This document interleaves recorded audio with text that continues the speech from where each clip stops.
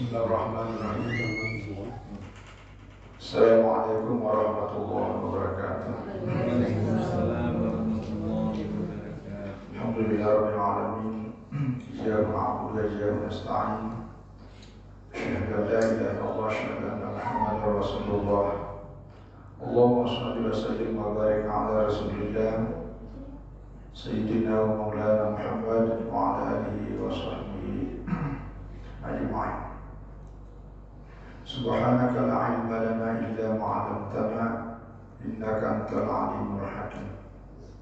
Allahumma 'allimna bima jahilna wa dhakkirna bima nasina warzuqna fahman tsabita. Alhamdulillah jamaah Surabaya Jamaah dan juga warga komplek Dinas Tinda yang kami muliakan dan senantiasa dirahmati Allah Subhanahu wa taala. Alhamdulillah kita senantiasa bersyukur, berterima kasih kehadirat Allah atas segala nikmatnya. Kita diberikan kesehatan dan kekuatan, termasuk kesempatan kita sudah melaksanakan sholat subuh secara berjamaah. Kita lanjutkan kajian kita. Beberapa waktu yang lalu kita bahas tentang salat musafir, yaitu salat qasar. Ada dua hal yang kita bahas. Pertama salat qasar, yang kedua salat jamaah. Pembahasan kita kali ini masih kelanjutan dari yang lalu, masih tentang qasar. Nanti mudah-mudahan pagi ini bisa tuntas. Baru pertemuan berikutnya kita bahas tentang salat jamaah. Yang berikut adalah al-ma'dul ladzi yubda'u bihi minhu al-musafir bil qasri awal safar. Jadi tempat di mana kita memulai untuk mengqasar bagi seorang musafir. Jadi kalau kemarin nanti kita akan ulang ini batasan jarak tempuh ya perjalanan yang boleh mengqasar salat. Jumhur ulama menyebutkan yaitu sekitar 89 km ya, jadi 16 parsah ya, atau 40 kalau dalam hitungan Indonesia 89 itu diambil karena diambil penuh 89 karena ada 88, sekian dibulatkan jadi 89 km. Nah, jarak tempuh 89 km. Lalu di mana kita memulainya? Ya, apakah boleh memulai dari rumah, atau setelah keluar dari rumah, atau setelah keluar dari kampung halaman kita, batas kota atau batas wilayah atau batas daerah? Inilah perlu. Ya, karena dulu ada guru saya, dia memulainya sebelum keluar dari rumah dia udah mengqasar sholatnya. Padahal dalam fikih inilah dijelaskan. La takfi ya, niatus safari li qasri sholati qabla mubasharati safar. Ya, tujazu hudud al-balad. Jadi tidak memadai, maksudnya belum bisa niat safar itu perjalanan untuk mengqasar salat sebelum menjadi seorang, sebelum sampai pada kata sebelum dia melakukan safar ya. Karena kalau masih di rumah itu artinya belum safar, belum mengadakan perjalanan ya. Karena kemarin ayatnya itu wa idza darabtum fil ardi ya, apabila engkau mengadakan perjalanan di permukaan bumi. Nah, kalau masih di rumah berarti belum darabtum, belum mengadakan perjalanan. Jadi kita belum sebelum kita mengadakan perjalanan. Yang kedua, sebelum melewati batas kampung ya, bal la budda min mubasharati safar hatta yahkala al-qasr. Jadi kita bahkan tidak boleh ya, mesti ya melewati, mesti betul-betul dalam keadaan musafir sampai betul-betul yakin ya, betul dalam safarnya itu untuk bisa melakukan qasar atau bisa berbuka kalau orang yang sedang berpuasa. Waqad ittafaqal fuqaha ya ala anna awwal as-safar alladhi yajuzu bihi al-qasru Ya wanahwu wa huwa ay yakhrujal musafiru min buyutil baladi allati kharaja minha. Ya, jadi ini sepakat para ulama fikih bahwa mula-mula namanya safar, ya, alladzi yajuzu bi al-kasr, yang kemudian bisa membolehkan kita mengkasar atau menjamak atau berbuka pada saat orang yang mengadakan perjalanan itu sudah keluar dari rumahnya, keluar dari rumah-rumah yang ada di perkampungan tempat di mana tinggal. Nah, jadi kita umpamakanlah kalau kita di Kota Pontianak, kita mau ke Singkawang, karena Singkawang itu sudah memenuhi syarat untuk mengkasar karena jarak jauhnya lebih 100 km. Nah, sekarang pertanyaannya, kita di mana? Nah, sebaiknya yang paling aman setelah melewati batas Kota Pontianak, perbatasan apa namanya di seberang itu? Batu Layang. Nah, itu. Jadi nanti setelah melewati Batu Layang, nah, baru kita boleh situ mengkasar. Karena itu sudah melewati batas, itu paling aman. Nah, karena nanti dalam penjelasan kita para ulama ada yang mengatakan sudah tidak kelihatan rumah, ada yang menyebutkan sudah tidak kelihatan kampung-kampung. Ya, karena dulu kalau orang-orang zaman dulu, ya termasuklah sampai hari ini, rumah-rumah yang ada di Timur Tengah, di daerah Arab ini tidak seperti kita berdempet-dempetan. Misalnya itu berjalan jauh, apalagi tengah padang pasir. Jadi kalau sudah jauh tidak kelihatan rumahnya, itu sudah dianggap sudah keluar dari kampung halaman. Makanya di sini katakan min buyutil balad, rumah-rumah yang ada di kampung itu. Gitu. Jadi kalau kita ini karena sudah ada batas. Kalau dulu kan jaraknya jauh, ya jaraknya jauh antara satu rumah dengan rumah lain, apalagi wilayah padang pasir. Ya, sampai hari ini, ya, kemarin pengalaman kami itu antara satu daerah dengan daerah lain dengan jarak ratusan kilometer, jarang ada kelihatan rumah. Tapi ada satu-satu masih ada penduduk yang kampus wilayah itu ya, pindah hanya pasang tenda kemah, situlah dia makan, situlah dia minum apa adanya. Tapi hidup. Nah, orang-orang seperti ini yang menemukan itu kemarin dikunjungi Ashabul Kahfi. Ashabul Kahfi ditemukan oleh orang-orang ini yang selalu pindah-pindah, pindah buat kemah, bosan pindah lagi ke tempat lain bikin kemah. Tiba-tiba dia melihat ada tempat, begitu dia masuk, ada ini apa itu kumpulan tulang belulang, akhirnya terus dia dikumpulkan, ternyata itulah Ashabul Kahfi. Nah, itu orang-orang seperti ini. Jadi berpindah-pindah, jadi rumah-rumah yang berjarak. Tapi kalau kita yang paling aman itu ya lewati batas kota. Nah, kalau kita mengadakan perjalanan ke arah sana ini, Kubur Raya, nah, itu ada batasnya Kota Pontianak itu. Polda, nah lepas Polda itu udah lewat Kota Pontianak, nah istilah boleh mengkasar. Jadi mengkasarnya di masjid pesantren apa namanya itu, Khulafaur Rasyidin, nah itu boleh mengkasar itu, boleh, sudah boleh lah. Tapi kalau di rumah sih jangan, apalagi singgah di masjid-masjid ya. Nah, walaupun masih ada perdebatan, tapi kalau yang paling aman itu melewati batas kota. Ini yang dimaksud.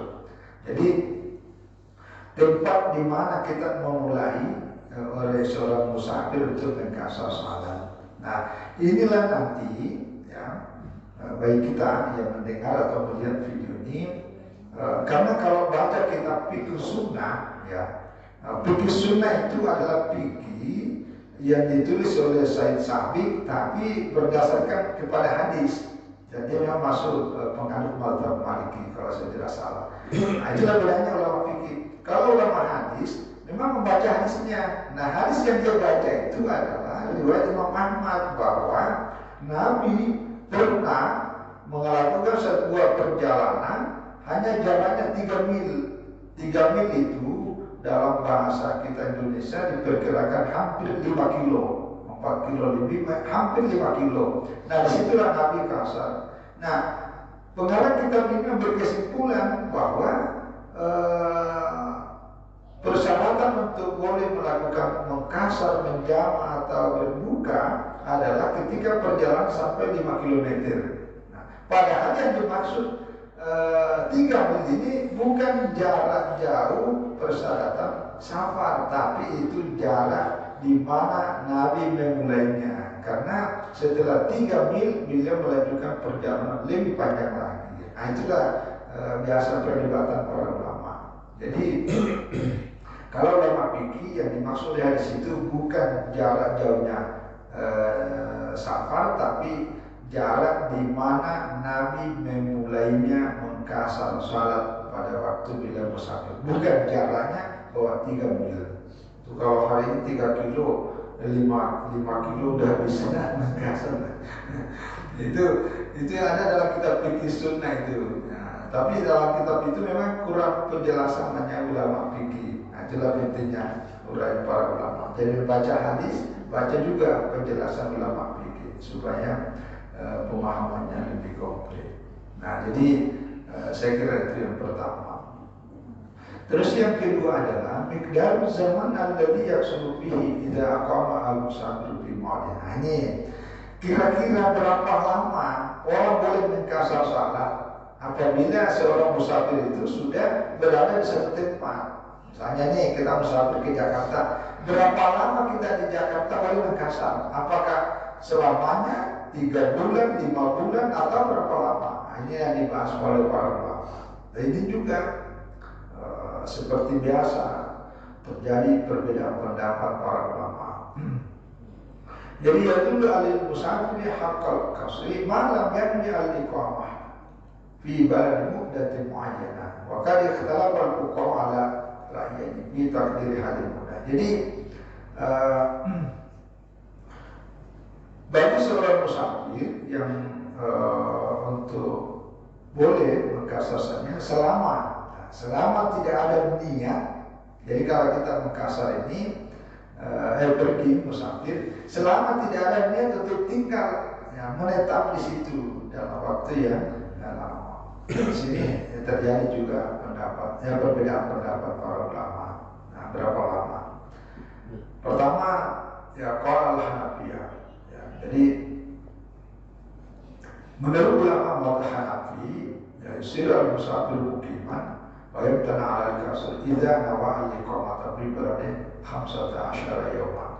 Jadi seorang musafir itu menjadi mukim itu artinya menjadi seperti penduduk biasa, dan dia tidak boleh mengkasar apabila dia sudah berniat tinggal di satu kampung itu selama 15 hari pas wajah atau lebih.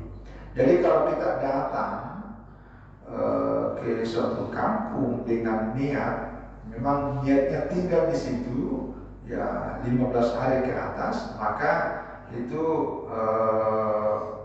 lewat dari 15 hari itu memang tidak boleh lagi, ya, karena memang ada niatnya untuk tinggal situ, ya. Baik nawatir kemudian ya lazim al-ihtimam, ya, wa inna waqala min tarikal kasr. Jadi kalau sudah berniat seperti itu, maka dia wajib menggenapkan, menyempurnakan, ya, seperti biasa sholat zuhur jadi 4 rakaat, yang tadinya kasar 2 rakaat, asar juga begitu, ya, dan seterusnya. Dalil yang digunakan oleh mazhab ini adalah al-qiyas. Kenapa 15 hari? Ya, al-qiyas ala muddatit lil marah. Jadi ulama dalam mazhab Abu Hanifah memberikan batasan maksimal. Oleh sudah berniatkan itu tinggal di situ 15 hari karena dikiaskan kepada masa sucinya seorang perempuan yang haid, ya. Jadi batas maksimal perempuan yang haid itu ada 15 hari, ya, 2 minggu, ya, minimal sesaat itu, yang biasanya ya 1 minggu biasanya, tapi maksimal 15 hari. Kalau seorang perempuan sedang haid lalu lewat dari 15 hari, maka darah yang keluar itu bukan lagi darah haid, tapi itu namanya darah istihadah. Jadi batas maksimal bagi seorang perempuan haid ada 15 hari. Inilah yang dikiaskan bahwa batas maksimal seorang musafir yang sudah sampai pada daerah di mana dia tuju, kalau sudah lewat 15 hari, ya dia mesti menyempurnakan sholatnya. Nah, itu jadi pengambilan dalil itu selain kepada nas-nas yang memang sudah tegas, yang kedua nas-nas yang secara implisit, yang ketiga berdasarkan kias. Nah, salah satunya ini dikiaskan kepada situ. Ya. Karena kalau tidak pakai kias, nanti tanya mana ayatnya, mana hadisnya. Nah, ini salah satu dalil adalah mengkiaskan.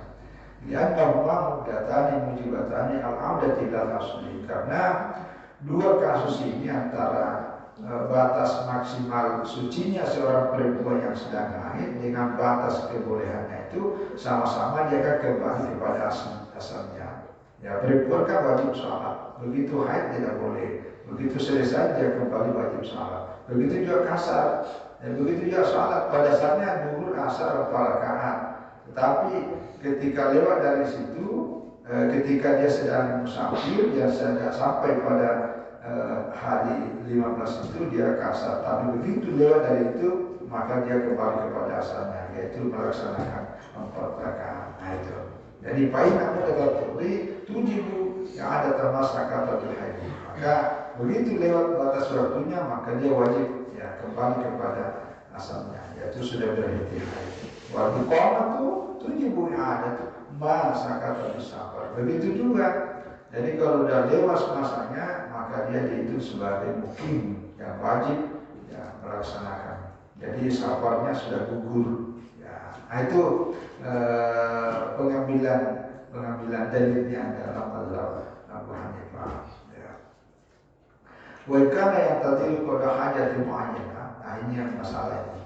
Apabila ada seseorang yang pergi melaksanakan musafir sebagai musafir dalam perjalanan, tapi dia menunggu ada hajatnya yang tak jelas, dia tidak ada batasnya karena dia ada urusan, ya sepertilah biasa kita. Mungkin ada dia modal seseorang untuk bayar hutangnya, sementara hutangnya kapan dibayar nih, atau dia pergi menemui seseorang yang memerlukan tanda tangannya, sementara bersangkutan tak jelas, dihubungi teleponnya tidak diangkat, alamatnya tak jelas, akhirnya sampai berapa lama menunggu, akhirnya masalah ini ya tak jelas.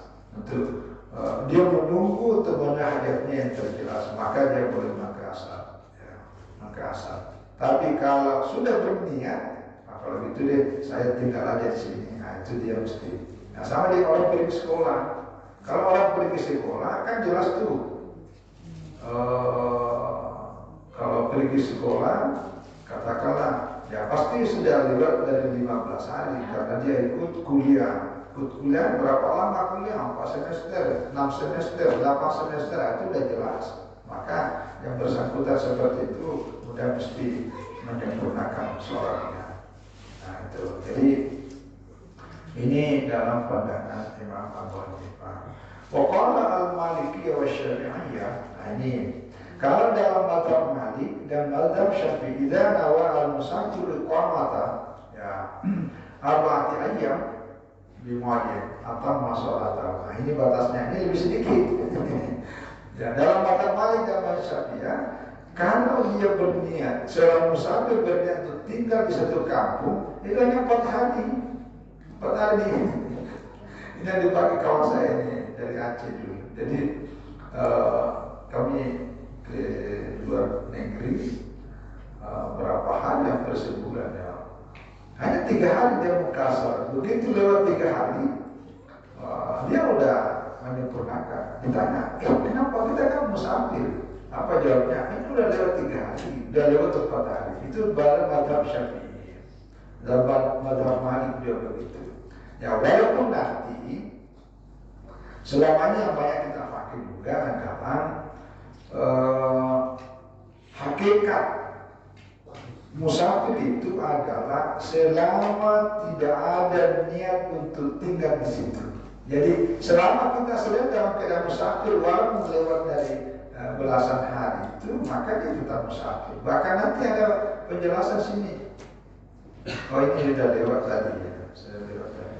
Ya, ya. Oh iya, yang tadi saya contohkan yang tadi itu belum jelas karena hajatnya belum terpenuhi, maka dia berada di situ walaupun berapa lama. Ya, dia tetap boleh mengkasar sholat. Dia mengambilkan contoh, dia anak Ibnu Umar. Jadi ada seorang sahabat Nabi namanya Ibnu Umar. Ya, Abdullah Ibnu Umar, anaknya putranya Umar bin Khattab. Aqama di Azerbaijan, ya, Sintat Ashur. Jadi pergi ke Azerbaijan. Ya, dari Madinah ke Azerbaijan itu kan antar negara. Ya sekarang negara Azerbaijan. Ya, tempat Pak Hildi sebagai duta besar di situ. Berapa lama? Sintat Ashur, 6 bulan. Wakana yang suruh selama 6 bulan di sana, 6 bulan dia berkasar sholatnya. Ini sahabat Abdullah bin Umar. Ya, walaupun dia anjamati minas sahabat misladani, dan juga diriwayatkan dari banyak sahabat seperti itu juga. Ya, dan tidak ada yang membantah. Artinya karena tidak ada niat untuk tinggal di Azerbaijan sebagai mukim, dia sebagai musafir. Jadi karena apa yang dia tuju itu belum tercapai, yang seperti dari gambar kata dia itu. Tapi kalau ada niatnya, itu ya, itu kesimpulannya. Jadi selama tidak ada niat. Jadi kalau ada niat tidak itu dalam mazhab 15 hari. Ya, dikiaskan dengan masa suci berbuat. Tapi kalau mazhab Malik dan Syafi'i, apabila dia berniat tinggal selama 4 hari, maka lewat dari itu dia mesti menyempurnakan sholatnya. Ya, karena lian Allah Taala bahal kasra bi syartid darbi bil ardi. Ya, wal mukim wal azim ala iqamati darbil ardi. Ya. Jadi kalau sudah lewat 4 hari, ya sudah bukan lagi darab, bukan lagi musafir karena sudah tinggal di situ. Kalau memang sudah berniat, ya, jadi dia harus menyempurnakan. Ya. An-namadun al-arba'in la tasafar. Tapi kalau belum cukup 4 hari, ya tetap tidak membatasi. Artinya tidak memutuskan safarnya, masih tetap karena itu batasnya. Ya, karena salah satu dalil digunakan dalam mazhab ini, tapi sahihain dalam hadis sahih Imam Bukhari dan Imam Muslim, ada riwayat mengatakan yukim al muhajir ba'da qada'i nusuki salasan. Jadi dulu Nabi Shallallahu Alaihi Wasallam, ya, bagi seorang muhajir, orang muhajir itu adalah orang yang melakukan hijrah setelah terpenuhi, ya, setelah memenuhi ibadahnya, itu hanya batasnya salasan 3 hari. Wa qama Nabi sallallahu alaihi wasallam di Makkah bi umrati salasan. Ya, Rasul. Jadi Nabi juga sallallahu alaihi wasallam tinggal di Makkah ketika beliau melaksanakan umrah selama 3 hari itu, ya beliau mengkasar. Nah, karena 3 hari dalam dilaksanakan ini, maka itu sudah dijadikan batas maksimal. Ya. Ini dalam mazhab Imam Syafi'i dan mazhab Imam Hambal. Ya. Walaupun nanti yang saya sebutkan tadi itu oleh para ulama ada yang menyebutkan tentang, ya, selama tidak ada niat. Jadi selama tidak ada niat tinggal, yang namanya musafir. Ya. Yang berikut tentang ini, ya, syaratnya untuk, ya, syurutul kasri, ya, syaratnya untuk boleh mengkasar salat. Isyarat al-fuqaha li sihhatil kasri syurutul mati. Jadi para ulama fikih memberikan persyaratan untuk sahnya kasar. Ya. Pertama ayakuna safaru tamilan. Nah, ini yang kemarin kita jelaskan.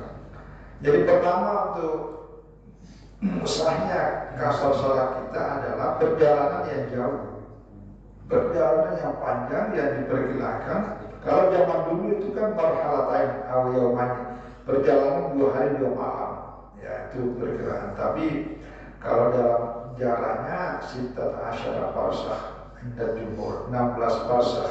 16 parsah kemarin tidak ada itu 16 parsah sama dengan 1 parsah 3 mil. Jadi 16 kali 3 sama 43 kali sama dengan Ya kalau hitungannya 77. Tapi dalam hitungan kaki bur itu artinya 88 kilometer. Kalau di dalam kitab ini dibulatkan menjadi 89 kilometer. Itulah disebut perjalanan jauh. Ya.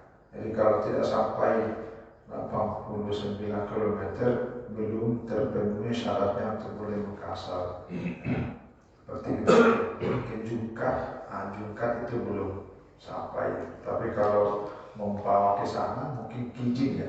Kijing ke Tapal Rahmat kemarin itu membawa itu udah dalam hitungan jaraknya itu udah lewat 88%. Dari Kijing ke sana lah. Apalagi Singkawang itu. Yang kedua adalah ayakun sabar mubahan kira muharram atau mahzur. Jadi perjalanan yang dilakukan itu adalah perjalanan yang mubah dan bukan perjalanan haram. Misalnya negara kan perjalanan untuk apa? Pergi merampok, ya, pergi main judi di luar negeri. Nah itu tidak boleh karena perjalanan sudah niatkan untuk main judi di sana. Nah, itu tidak boleh karena perjalanannya itu ada juga saya belum baca. Jadi perjalanan yang kita ini ada nanti. Ada perjalanan yang harus ada tujuan. Kalau perjalanan tak jelas itu tidak bisa Makassar. Ya, seperti seorang pemburu, dia kan pergi berburu binatang. Orang-orang dulu pergi berburu binatang tak jelas, ya, karena bisa ada bisa tidak. Nah jadi itu persyaratan. Yang kedua adalah ini yang tadi sudah jelaskan. Persyaratan untuk kasar adalah menjadi satu umrah min mawdi iqamati. Dia sudah melewati batas-batas bangunan di mana dia tempat tinggalnya. Ya, kalau kita tahu tadi itu batas kota itu paling aman. Walaupun tadi ini kalau rumah-rumah sudah tidak kelihatan, ya sudah boleh. Ya, karena dulu kan tidak ada bangunan tinggi sehingga tidak ada penglihatan, tidak ada menghalangi. Jadi batas kelihatannya. Tapi kalau kita paling aman itu ya sudah melewati batas kampung. Ya, kalau di daerah, kalau kita batas kota. Yang keempat adalah ayat sudah menjadi sabar model mayat. Ini. Jadi ada maksud ayat sudah menjadi sabar model mayat. Jadi ketika dia berangkat, dia sudah ada daerah yang dia tuju. Ya, jadi memulai perjalanannya itu dengan tujuan jelas pada daerah yang tertentu. Ya, jadi Waya zima ayat ta'am sahabat al-kasr minka taril pala kasra wala patra. Ya. Jadi kalau orang yang tak jelas dia hanya bolak-balik. Nah, seperti ini misalnya orang di Jakarta masuk ke dalam tol bolak-balik, tol itu bisa 90 km. Dari segi jaraknya sudah terpenuhi syarat, tapi kan tidak jelas tujuannya, malah cuma bolak-balik. Ya. Sama dengan pembalap itu kalau dilihat dari motornya bergerak balapannya itu putarannya itu lebih 90 km. Boleh nggak kasar? Tak boleh, karena tidak ada, cuma dia putar-putar aja. Yang dimaksud ini perjalanan yang tadi ada tujuan. Ya, mungkin pergi berdagang dulu, perjalanan pergi bisnis aja yang dimaksud. Tapi kalau pergi berburu yang tak jelas, burunya dia dapat bulu atau panda, itu yang bisa bolak-balik, itu yang dimaksud tarawih. Jadi termasuk ini pembahasannya ini kalau dia hanya mengikuti orang yang diculik. Ada orang diculik, kan dia bukan tidak ada niatnya untuk datang ke situ dan tidak tujuan, karena dia diculik oleh tentara, diculik oleh bukan tentara, diculik oleh ya katakanlah orang-orang penculik ya, kita tidak menyebutkan siapa, diculik misalnya oleh kelompok-kelompok yang lain, maka itu yang kemudian dia tidak punya tujuan. Nah, kalau dalam ilmu fikih orang begini kan tidak ada niatnya, ya, misalnya seperti itu ya. Jadi diculik oleh gerombola lah, bukan tentara. Jadi ada syarat-syaratnya. Nah, ini termasuk istilah gerah. Jadi orang yang betul-betul bebas. Nah, ini yang menjadi masalahnya. Allah yang tadi mayat suruh bimukim awal musafir yutim musalata. Jadi dia tidak boleh ikut orang yang mengkasar salatnya. Dia tidak boleh ikut kepada mukim. Nah, jadi kalau kita musafir lalu kemudian kita singgah sholat di situ, lalu ada penduduk setempat sholat asar atau sholat zuhur, kita tidak boleh ikut di situ. Nah, karena dia sholat asar 4 rakaat, sementara kita sholat asar hanya 2 rakaat. Nah, itu yang dimaksud. Jadi sebaiknya ya tidak usah bergabung, kita melaksanakan sholat saja. Yang berikutnya yang minal al-kasra indal ihram bis shalah. Jadi kalau kasar itu sudah diniatkan sejak kita takbiratul ihram. Ya, sejak takbiratul ihram kita sudah niatkan kasarnya. Makanya kalau kita sholat itu usolli fardhu kasran lillahi ta'ala. Nah, itu ya kasran. Jadi kasran raka'atain lillahi ta'ala, itu niatnya. Dan itu karena niatnya ditaruh pada saat kita takbiratul ihram. Itu ya.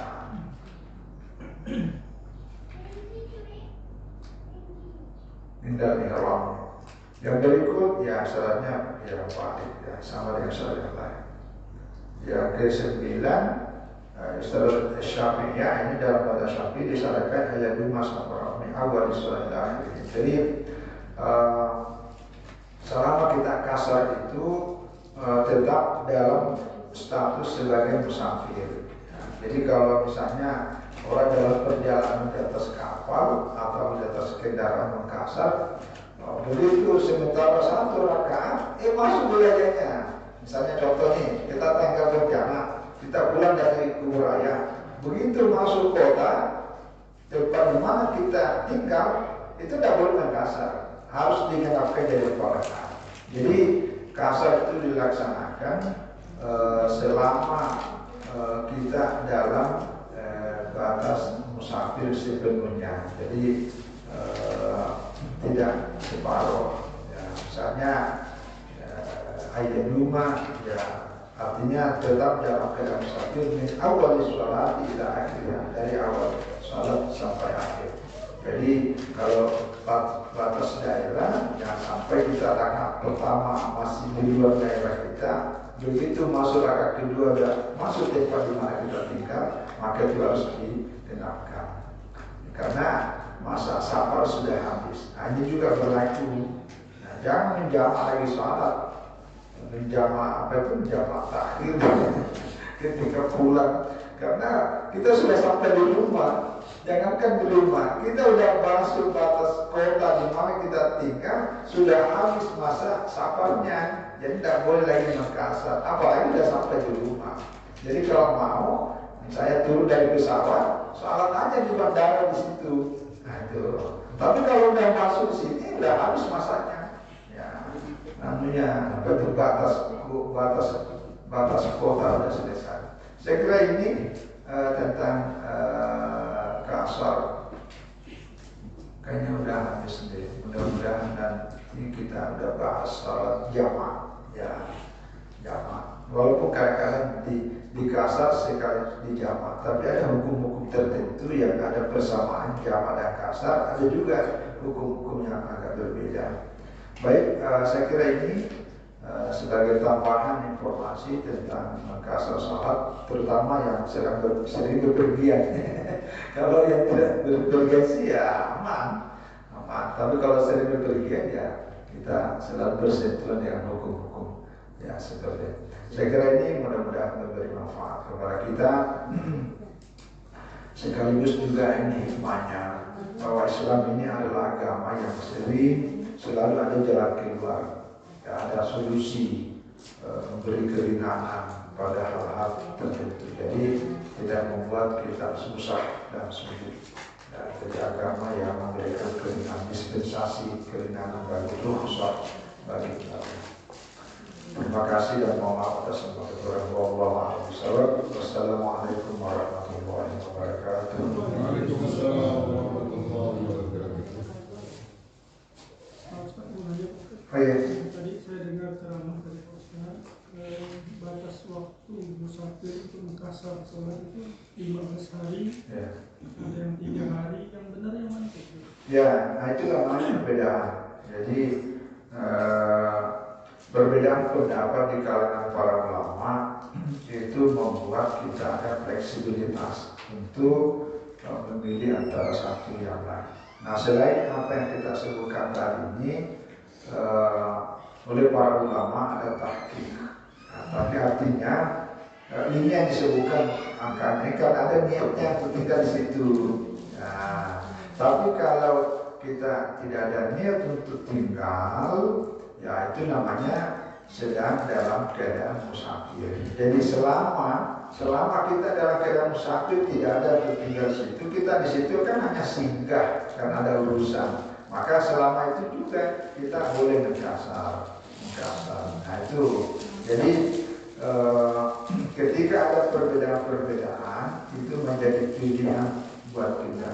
Tetapi batasnya itu adalah niatnya. Jadi selama tidak ada niat untuk tinggal, hanya niatnya sebagai musafir karena ada urusan, ya itu masih membolehkan itu. Karena bukan hanya ini, ada agak 10 karena kejadiannya yang tadi diriwayatkan dari Ibnu Umar terbiasa banyak 6 bulan. Ada juga menyebutkan 10 hari karena dia berikan contoh nanti di jamak itu ada. Karena Nabi ketika tahu Nabi sudah menjamak. Tapi ada batasnya. Hampir sama sesuai itu. Batas boleh mengkasar dengan batas boleh menjamak. Nah, jadi kesimpulannya kembali kepada niatnya itu.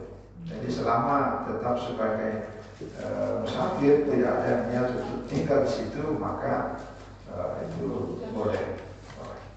Nah, kecuali itu yang kemarin kita jelaskan, kita ke Jakarta, tapi ada istrinya juga di sana, ada keluarganya, itu tidak ada batasnya. Begitu masuk Jakarta kan udah berdiri di situ, tidak boleh berkasar, karena ada keluarga di situ. Jadi misalnya ada orang, ada istrinya di Pontianak, ada istrinya di Singkawang, ada istrinya di Jakarta. Begitu masuk Singkawang, ya udah di situ tidak boleh berkasar karena ada istrinya, ada keluarganya. Begitu ya ke Jakarta, walaupun jauh. Nah, itu. Jadi dari keringanan. Orang musafir ada istri di situ. Tidak ada penjelasannya. Tapi di sini belum sampai kayaknya, saya belum pakai. Wallahu a'lam bishawab. Ustaz, mengenai waktu ini Ustaz, saya pernah baca. Jadi kalau pendapat di kalangan sapi ini, apabila kita sudah jelas waktu mungkinnya gitu Ustaz, misalnya kita berangkat ke Makassar, tapi kan jelas biasanya kita meeting 3 hari aja di sana. Menurut pendapatnya itu udah dianggap mungkin Ustaz, udah nggak boleh kasar lagi. Apakah benar seperti itu pendapatnya Ustaz? Ya, itu mungkin ini yang ditafsirkan tadi ini, karena al-iqamah itu salah satu maknanya tinggal di situ. Jadi dianggap tinggal karena tinggal mungkin di hotel. Ya, jadi itu dimaknai seperti yang tadi, yang al-iqamah itu karena al-iqamah ini kan menetap, sehingga dianggap musafir itu ya dalam perjalanan. Kalau sudah diniatkan ada di situ. Jadi kalau sudah lewat dari urusan-urusan seperti itu, maka ketika, jadi itu yang ditafsirkan, bisa jadi itu yang dimaksud dengan niatnya al-iqamah. Ketika ada urusan, maka dia kan tinggal di situ. Urusannya apa? Seminar. Maka itu yang dimaksud tinggal. Mungkin dia tafsirkan. Tapi kalau ada memaknai bahwa yang dimaksud tinggal ini memang tinggal menetapnya di situ, ada niatnya itu batas waktu. Jadi tidak seperti musafir yang dalam perjalanan. Jadi kalau hanya sekedar singgah, maka tidak ada niatnya untuk tinggal di situ. Nah, jadi yang kedua, musafir itu ya dalam perjalanan. Jadi tidak ada niat sama sekali untuk ingin tinggal dan menetap di situ. Itu yang dimaksud. Tapi kalau kita mau qasar atau menjamak, boleh saja Ustaz? Nah itulah tadi. Jadi penafsirannya ini yang dimaksud kalau secara umum yang tadi itu, kalau yang 3 hari itu Pokoknya kan ada yang memahami itu dalam mazhab fikih seperti itu. Pokoknya kalau udah lewat 3 hari kan misalnya tadi itu, jadi 3 hari itu kalau lewat dari itu, itu udah menyempurnakan itu yang dimaksud. Ya, makanya itu tadi saya beri contoh, ada kawan saya dulu tuh, kami perjalanan jauh tuh, begitu lewat 3 hari tidak mau lagi kasar, karena dalam fikih itu batasnya 3 hari di situ. Ya, tapi kalau dalam tahrif ulama yang lain, ya itu menyebutkan selama hakikat musafir itu kan adalah orang yang sedang dalam perjalanan, jadi tidak ada niat untuk tinggal di satu daerah, maka dia sedang musafir. Nah, seperti ini tadi, bahkan yang berikan contoh Ibnu Umar, ya tinggal di Azerbaijan 6 bulan. Siapa yang tahu? Siapa yang tidak tahu namanya Ibnu Umar? Ibnu Umar adalah sahabat yang bahkan ada orang mengatakan seperti orang gila. Kenapa disebut dia seperti orang gila? Karena ketaatannya untuk mencontoh dan meneladani Nabi Muhammad SAW luar biasa. Apapun yang pernah dilakukan Nabi, beliau lakukan seakan-akan. Tapi dalam praktiknya, kalau berdasarkan tadi ini, bahwa Ibnu Umar tinggal di Azerbaijan selama 6 bulan, selama 6 bulan juga mengkasar sahabatnya. Bahkan luar dunia jamaah minas sahabat bersedalik. Bahkan diriwayatkan dari jamaah banyak sahabat juga seperti itu, berada di tempat lain, perjalanan yang sudah panjang di tempat lain selama 6 bulan juga mengkasar salat. Kenapa? Karena tidak ada niatnya untuk mukim di situ. Jadi hakikat safar itu ya dalam perjalanan. Ini karena urusannya belum tuntas kali ya. Nah, itu contoh. Ya, tapi sekali lagi yang tadi kata Abu Hanifah, beda lagi karena dia mengukur 15 hari sebagaimana batas maksimalnya masa sucinya seorang perempuan yang haid. Jadi cara pengambilan dalilnya berbeda sehingga kesimpulannya berbeda dan ya prakteknya juga berbeda. Kalau yang ini tadi karena ketika Nabi melaksanakan umrah, Nabi mengkasar cuma 3 hari. Nah, itu yang dipakai dulu. Ya, itu dipakai 3 hari. Tapi yang lain mengambil juga makna safar itu tidak ada niat bertinggal ya. Jadi ada praktek Nabi juga, tapi praktek sahabatnya sahabat Ibnu Umar juga seperti itu. Nah inilah jadi keragaman perbedaan pendapat, terutama perbedaan di kalangan para sahabat itu menjadi rahmat buat kita karena ada pilihan-pilihan. Ya, artinya selama pilihan itu didasarkan pada dalil yang bisa dipertanggungjawabkan. Wallahu a'lam bishawab.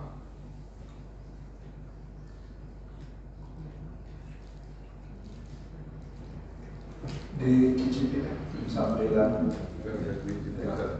apa yang ada.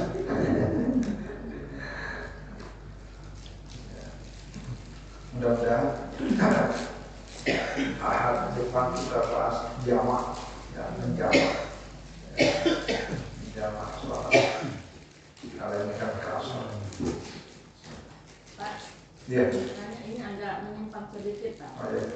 Tadi kan Bapak juga ada menyinggung masalah Imam Syafi'i, Imam Maliki. Oh, iya. Kalau kita lihat perkembangan sekarang ini Pak, banyaknya anak-anak muda kita, bukan hanya anak-anak muda kita, misalnya ada beberapa mereka yang misalnya kita ikut kajian. Kita kan selama ini tahunya kita bermazhab Imam Syafi'i Pak kan. Yeah. Kemudian pada waktu ikut kita kajian, tahu-tahu mereka kalau kita lihat kita tidak menyadari, misalnya pas kita loh kok mereka Imam Syafi'i, Imam Maliki ya gitu Pak. Contohnya misalnya seperti masalah wudhu Pak. Yeah. Misalnya masalah kepala itu kan ada yang itu dibalikan lagi, air sampai ke belakang airnya dikembalikan lagi. Banyak hal-hal yang lain, misalnya masalah kayak tadi ya wudhu, ada yang sedikit saja, ada yang harus basah. Kalau kita lihat di berbagai mazhab itu, apakah bagaimana cara kita menyikapinya Pak, gitu Pak? Loh, kok aku selama ini wudhunya seperti ini kok lalu tiba-tiba seperti ini gitu Bapak. Terima kasih Pak. Bukan hanya masalah wudhu, banyak masalah-masalah yang lain Pak yang kita tidak sadari yang selama ini kita Imam Syafi'i atau yang kita bahas itu Imam Maliki gitu Pak. Karena perkembangan sekarang ini antara Imam Maliki dan Imam Syafi'i kayaknya sudah berbarengan gitu Pak. Karena kemajuan zaman ini Pak. Terima kasih Pak. Ya, makasih banyak Bu. Jadi memang untuk saat ini membahas tentang berbagai macam mazhab menjadi penting ya supaya kita tidak kaget ya karena adanya perbedaan yang dilakukan oleh orang lain berbeda dengan kita. Nah, sehingga dengan mengerti tentang perbedaan itu, kita menjadi tenggang bahasa lapang. Oh iya gitu. Nah, jadi makanya kitab yang saya jadikan acuan dalam pembahasan fikih ini kitab yang merangkum seluruh mazhab yang ada. Karena memang kita berada di masyarakat yang memang harus terbuka. Nah, beda kalau kita di pondok pesantren, apalagi di kampung saya itu 100% murni mazhab Syafi'i. Murni. Jadi karena yang dibaca Fathul Mu'in, kitab Fathul Mu'in itu kitab Fathul Mu'in karya Syekh Zaid Al-Malibari itu murni 100% mazhab Syafi'i. Itu yang kemarin kita pernah cerita. Nah, kalau anak-anak santri dididik hanya pada satu mazhab, begitu dia keluar dari lingkungan pondoknya berbaur dengan masyarakat yang sudah sangat beragam, dia kaget. Kalau kagetnya sih biasa, tapi kalau sudah sampai pada tingkat saling menyalahkan, pokoknya tidak bisa karena ini yang saya pernah dengar dari guru saya. Nah, ini kan repot, apalagi kalau saya pemimpin. Maka perlu mazhab. Yang penting ya kita tahu batas-batasnya. Contoh masalah wudu. Kalau masalah wudu, yang pertama kita harus tahu di mana yang wajibnya. Yang wajibnya itu dulu, karena wajibnya dalam mazhab Abu Hanifah wajibnya wudu cuma 4, sebagaimana yang disebutkan di Al-Quran, ya, di Al-Maidah ayat 6. Ya, idza kuntum ya ayyuhalladzina amanu idza kuntum ila sholati faghsilu wujuhakum. Nah itu. Jadi basuhlah wajah. Wa aydiyakum ila marafiq, kedua tangan sampai siku. Wa amsahu bi rusikum, sahulah kepala. Wa bilakum dal ka'bain, dan kedua kakimu sampai pintu mata kaki. Nah itu yang disebutkan di Al-Quran itu dipakai Abu Hanifah. Dalam mazhab Syafi'i bukan 4 tapi 6. Kenapa 6? Karena ditambahkan 2 dari hadis, yaitu 1 innamal a'malu binniyat, bahwa ketika kita berwudu mesti ada niatnya, yaitu nawaitul wudu'a ya dirab hadatsan asghar. Saya berniat berwudu ini untuk menghilangkan hadas kecil lillahi ta'ala karena Allah. Bagi mazhab Syafi'i mesti berniat. Kalau mazhab Abu Hanifah, yang dimaksud niat dalam mazhab Abu Hanifah adalah ikhlas. Jadi yang penting kalau kamu berwudu ikhlas karena Allah itu sudah masuk. Nah itu bedanya. Itu. Ya. Yang ke-6, 2 yang ditambahkan Syafi'i niatnya, yang kedua adalah at-tartib. Bagi mazhab Syafi'i kalau kita berwudu wajib hukumnya tertib, mendahulukan apa yang disebutkan Allah dalam Al-Quran. Disebutkan dulu pertama ya dibasuh dulu wajah, kemudian tangan, kemudian kepala, baru kaki. Itu wajib. Tidak boleh berwudu kaki duluan. Terakhir tangannya itu tidak sah karena rukun. Ya, kalau ulama tidak menyebutkan itu 6. Nah, ulama lain menambah lagi. Memandi dalam mazhab Malik kalau kita berwudu itu mesti digosok. Jadi kalau gini air itu harus digosok begini. Apalagi maaf kalau umur 70 tahun ke atas, kulit itu kan sudah tidak mulus, bergelombang. Apalagi kalau sering ya maaf dibuka di dapurnya sampai ada kulit ikan menempel di sini, lalu kemudian ketika berwudu tidak digosok, itu kan bisa kulit kita tidak sentuh air. Maka dalam mazhab Malik kalau berwudu mesti digosok. Itu rukun. Yang kedua, begini ini, apa namanya ini? Ya, pokoknya karena apalagi kalau pakai cincin. Kalau cincin, copot dulu cincin baru berwudu. Nah, tapi kalau tidak dicopot, dilonggarkan. Jadi kalau perlu itu gosok-gosok cincinnya supaya di dalam kulit yang di bawah cincin itu kena air. Nah, ini masuk rukun. Walaupun mazhab lain seperti Imam Syafi'i itu akan hanya sunnah. Ya, sunnah. Nah, bahkan mazhab Imam Ahmad menambah lagi. Menambah lagi apa namanya? Kalau berwudu baca Bismillahirrahmanirrahim. Karena ada hadisnya, ya tidak ada wudu aliman lam yuzkar ismallah. Tidak ada wudu bagi orang yang tidak membaca basmalah. Maksudnya tidak ada wudu tidak sah. Berarti kalau kita berwudu mesti baca Bismillah dulu.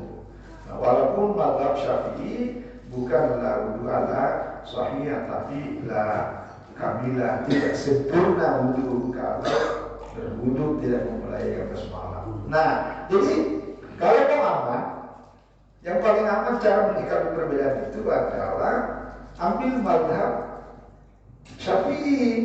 Karena kalau kita mengikuti mazhab Syafi'i, mengikuti rukunnya, mengikuti sunnah-sunnahnya, maka semuanya sudah terpenuhi, include. Ya, sama aja ini wudu, menyapu kepala. Cuma ini agak beda dengan tadi nih. Caranya gimana? Cara gini.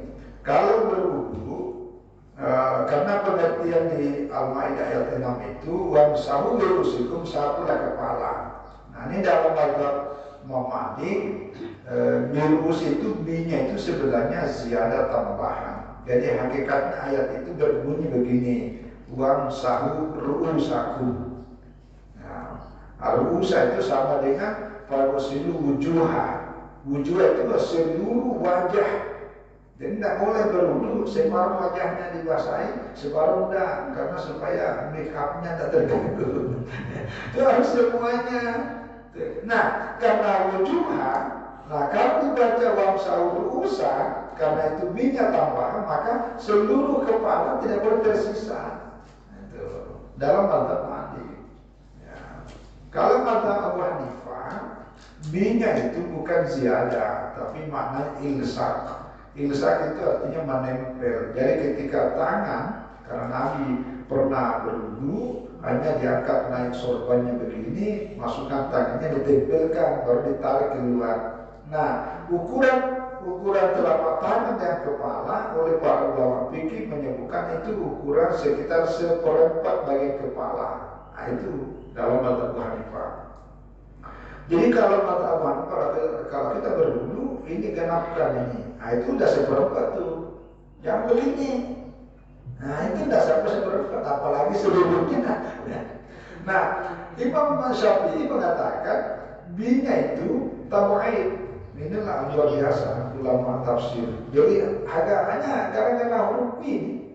Menurut Malik bi-nya bi ziyadah. Menurut Imam Abu Hanifah bi-nya bi ilsak, mana isak. Menurut mazhab Syafi'i bi-nya itu tabu'id. Tabu'idnya sebagian. Nah, inilah kita pakai nih, sebagian. Maksudnya sebagian, ya kalau ada bagian dari kepala tersentuh, sudah sah. Nah, itu banyak kita pakai. Itu minimalis namanya. Minimalis. Nah, gimana cara menyikapinya? Ambil sunnahnya. Karena mazhab Syafi'i mengatakan yang wajib sebagian. Tapi kalau mau, yang paling afdal itu caranya gini nih, paling afdal. Ini sunnah dalam mazhab Syafi'i. Jadi kalau berwudu itu bahasa ini baru gini nih.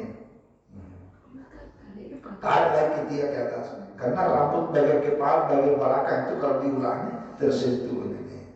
Nah, sudah itu tarik sini nih, gini nih. Nah, ini apa namanya?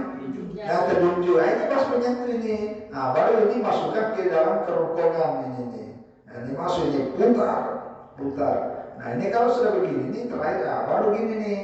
Nah, jangan dilepas karena kalau sudah lepas itu ada hukum baru.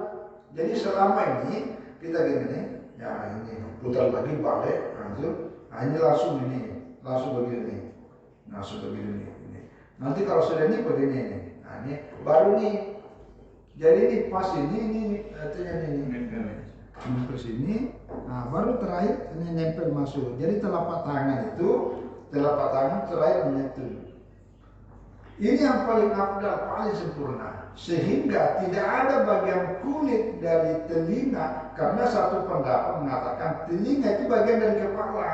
Maka menyapu kepala itu sudah harus include dengan menyentuh, membasuh telinga. Itu paling afdal. Jadi tidak ada tersentuh semua, karena ini basah baru ini. Jadi ini. Kan kalau tidak cuma gini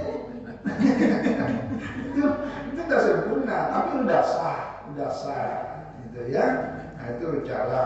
Nah, walaupun kalau dalam mazhab Syafi'i membasuh telinga tersendiri, ambil air tersendiri khusus telinga. Tapi kalau mau juga itu boleh sekalian, karena tadi itu mengatakan telinga ini bagian dari kepala. Nah sehingga cara menyikapinya ketika terjadi perbedaan seperti ini, maka ambil salah satunya yang paling moderat, karena mengambil semuanya itu ambil mazhab Syafi'i dari rukunnya sekaligus ikuti sunnahnya, sudah terpenuhi semuanya.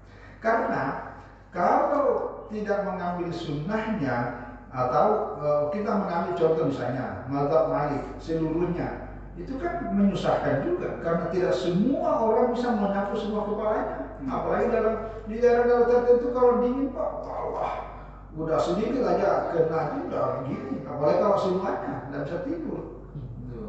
Nah, tapi yakin bahwa seluruh pendapat mazhab seperti ini itu punya dalil. Seperti tadi ini, cara pengambilan dalilnya berbeda. Kenapa Imam Malik mengatakan semuanya? Karena memang pernah Nabi perhatikan. Ya, Nabi perhatikan semuanya dibasuhkan. Yang mengatakan di seperempat, karena tadi Nabi pernah angkat begini. Jadi dia copot, baru dimasukkan tangan, tarik kembali. Gitu. Nah, baru pernah juga sedikit sekali. Kenapa berbeda? Ya karena situasinya Nabi pernah, ada ulama mengatakan Nabi membasuh seluruh kepala itu karena dalam cuaca sangat panas. Jadi seluruhnya, karena panas. Kenapa sedikit? Ya lagi sedang dingin. Kenapa seperempat? Ya tidak panas, tidak dingin, tengah-tengah. Nah jadi semua Nabi itu perhatikan. Nah inilah kebijakan Nabi. Cuma penafsiran di belakang ini ada mengatakan wajib, ada mengatakan sunnah. Nah jadi yang paling aman itu yang wajibnya diambil menurut mazhab Syafi'i, tapi dia perhatikan semuanya sebagai sunnah gitu. Jadi itulah mazhab Syafi'i. Sama tadi itu rukun-rukunnya hanya 6, yang lainnya 7, bahkan yang lainnya 9. Nah, kecuali Abu Hanifah yang hanya 4, karena hanya berdasarkan pada Al-Quran, tidak mengambil dari hadis. Karena pengertian niat Abu Hanifah ikhlas. Kalau pengertian dalam mazhab Syafi'i, ya niat itu adalah menyengaja sesuatu bersamaan dengan dilakukannya sebuah perbuatan. Nah, itu bedanya. Jadi sekali lagi mengikuti mazhab ini penting, karena kita tidak tahu persis dalilnya seperti apa, sehingga dengan apa yang dilakukan oleh para ulama berijtihad, yang kita ikuti, amanlah kita. aman. Ya kira-kira gitulah. Wallahu a'lam bishawab. Silakan bapak-bapak mencicipi hidangan yang telah. Oh ya, sambilan ibu-ibu ini udah dibuatkan.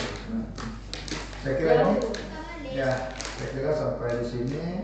Semoga Allah Subhanahu Wa Taala selalu memberikan kesehatan dan kekuatan kepada kita, dan memberi hidayah kepadanya, meringankan langkah kita untuk senantiasa mengikuti ibadah sholat subuh dan kalian seperti ini. Terima kasih. Wassalamualaikum warahmatullahi wabarakatuh.